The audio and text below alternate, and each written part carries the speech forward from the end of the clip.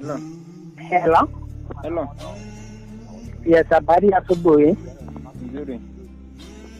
Ya, nilikuwa nimekupigia tena ukaniambia nisubirie na hujanipigia. Ya, unaongea na Clarisse, naongea na Bwana Hosea Kilimi. Unaongea na nani? Naongea na Hosea Kilimi. Asante na kupigia simu kutoka International Bank of Maroda. Benki kuu ya upandilishaji wa pesa za kigeni na sarafu mjini Mombasa. Na kupigia simu kuhusiana na upandilishaji wa cheki ya dola 500 ambayo imeachwa kwa benki na mfanyabiashara mmoja kutoka Tanzania Bwana Alex Lawaza.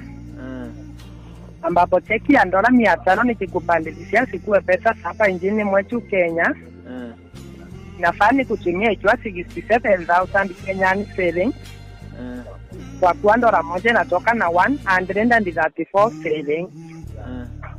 Nikiafika kwa Hosea hii pesa nimejaribu kutuma kwako zaidi ya mara 2 lakini imekataa. Na wakati nimeangalia nimepata kwa kile una account na benki letu. Haki kuna pesa kidogo daktari alifaa kulipiga transaction fee ya 5,600. Nitakuomba kama itawezekana Bwana Hosea pengine ukapa mjini Mombasa venye nitakunja kwa benki na kufungulia account ya benki. Ukapa mjini Mombasa ama uko wapi? Mimi niko Nairobi. Yes. Nairobi ni mbali basi nitakuomba kwa haraka tafadhali pigia Bwana Hale. Mwambie itampindi arudi hapa kwa benki aweze kulipia shilingi 5,600.